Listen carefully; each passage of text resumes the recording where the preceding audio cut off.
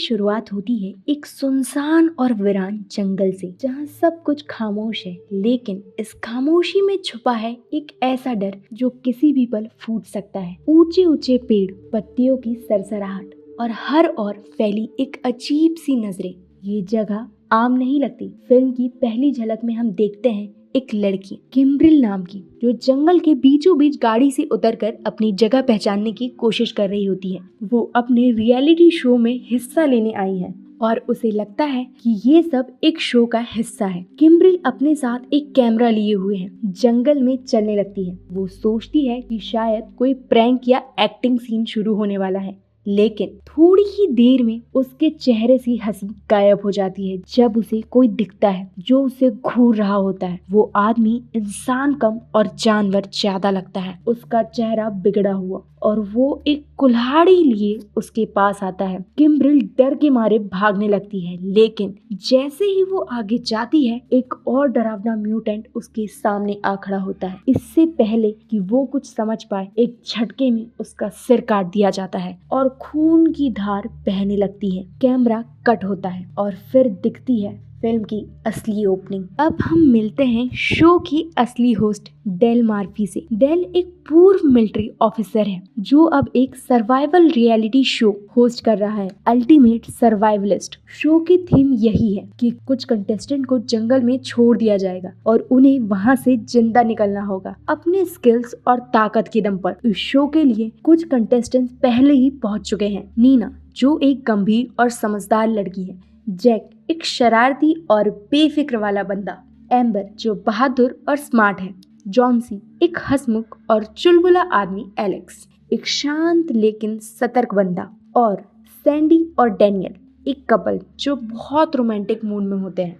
जैसे ही शो शुरू होता है, डेल सबको जंगल में छोड़ देता है और कहता है कि ये सर्वाइवल का खेल है। तुम सबको अपने दम पर रहना होगा, खाना खोजना होगा, रास्ते बने होंगे और सबसे जरूरी बचना होगा। किसी को नहीं पता कि ये सिर्फ एक शो नहीं, ये असली मौत की घड़ी है जो धीरे धीरे करीब आ रही है। अब कहानी एक एक करके इन कंटेस्टेंट पर फोकस करने लगती है। सैंडी और डैनियल जंगल के एक किनारे पर कैंप करते हैं। दोनों आपस में रोमांटिक बातों में खोए हुए होते हैं, लेकिन तभी झाड़ियों के पीछे से कोई उन्हें देख रहा होता है। अचानक एक भयानक म्यूटेंट बाहर आता है और डैनियल पर हमला कर देता है। सैंडी की चीख निकल जाती है, लेकिन तब तक बहुत देर हो चुकी होती है। डैनियल को खींचकर घसीटते हुए वो दरिंदा ले जाता है और सैंडी भागती है। वो दौड़ती है, चिल्लाती है, लेकिन एक और म्यूटेंट रास्ता काट देता है। अगले ही पल सैंडी भी गायब हो जाती है। दर्शक समझ जाते हैं कि ये जंगल अब शो का हिस्सा नहीं रह गया, यहाँ कुछ असली शिकारी मौजूद हैं। उधर दूसरी तरफ बाकी कंटेस्टेंट अपने अपने रास्ते पर बढ़ रहे होते हैं। जॉन्सी और एम्बर की आपस में अच्छी दोस्ती है।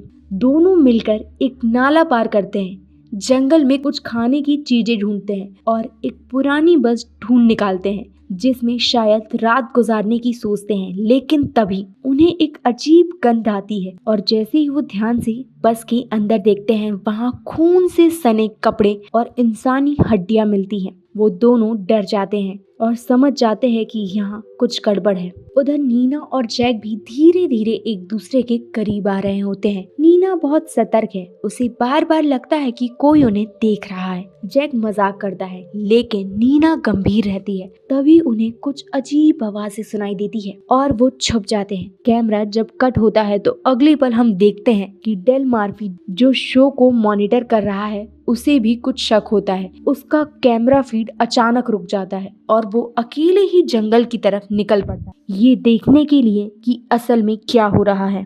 जैसे जैसे रात गहराती है, जंगल में खतरे भी बढ़ने लगते हैं। म्यूटेंट्स एक एक करके कंटेस्टेंट को निशाना बनाना शुरू कर देते हैं। सबसे पहले एलेक्स पर हमला होता है। वो अपने आप को बचाने की कोशिश करता है, पेड़ों पर चढ़ता है, लेकिन उसे घसीट लिया जाता है और कैमरा सिर्फ उसकी चीख दिखाता है। एम्बर और जॉन्सी, जो बस में थे, अब भागने लगते हैं। जॉन्सी कहता है कि हमें मिलकर लड़ना होगा, लेकिन तभी एक तीर उसकी छाती चीर देता है और वो वहीं गिर जाता है। एम्बर कांपती है, भागती है, लेकिन अंत में वो भी एक जाल में फंस जाती है और चीखती रह जाती है। अब बचे हैं सिर्फ नीना, जैक और डेल मार्फी। डेल जंगल में अकेले चलता है, लेकिन वो एक सख्त फौजी है। उसे पता है कि यहाँ कोई मजाक नहीं, कोई असली खतरा है। रास्ते में उसे एक छोटी झोपड़ी मिलती है जिसके अंदर अजीब सी गंध है। जैसे ही वो अंदर जाता है, वहाँ इंसानी शरीर कटे फटे हुए मिलते हैं। किसी का सिर, किसी की टांग, जैसे किसी ने इंसानों को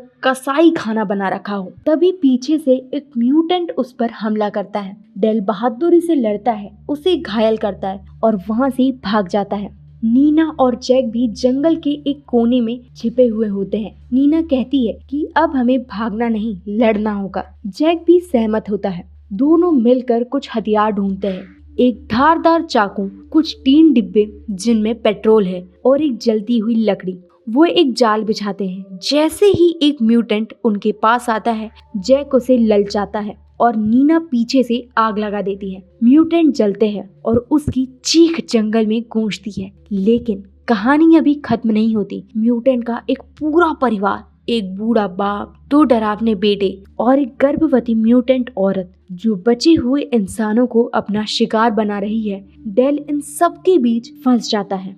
एक म्यूटेंट का सिर काट देता है, पेट्रोल की बोतल में आग लगाता है, फिर झोपड़ी को फूंक देता है। लेकिन तभी म्यूटेंट पीछे से हमला करता है और डेल घायल हो जाता है। नीना और जैक उसे ढूंढते हुए वहां पहुंचते हैं और उसे बचाते हैं। तीनों अब मिलकर अंतिम लड़ाई की तैयारी करते हैं। वो ट्रैप लगाते हैं, रास्ते में पेट्रोल बिछाते हैं। जैसे ही म्यूटेंट का पूरा परिवार उनके पास आता है, वो आग की दीवार बना देते हैं। एक एक करके वो दरिंदे जलते हैं, चिल्लाते हैं और मौत की आगोश में समा जाते हैं। आखिरकार जब सुबह होती है तो सिर्फ नीना और जैक बचते हैं। डेल मार्फी गंभीर रूप से घायल हो चुका होता है और धीरे धीरे उसकी आंखें बंद हो जाती हैं। नीना और जैक जंगल से बाहर निकलते हैं, टूटी फूटी गाड़ी लेकर। जैसे ही वो हाईवे में पहुंचते हैं, उन्हें दूर एक बोर्ड दिखता है, thank you for visiting West Virginia. लेकिन कैमरा आखिरी बार जंगल की तरफ लौटता है, जहां दिखती है गर्भवती म्यूटेंट औरत अभी भी जिंदा है और उसकी गोद में एक बच्चा हिल रहा होता है। उसकी आंखों में वही खून, वही प्यास और वही क्रूरता है जो बाकी म्यूटेंट्स में थी। यही खत्म होती है रॉन्ग टर्न 2 डेड एंड की डरावनी खून से सनी हुई सिरन भरी कहानी।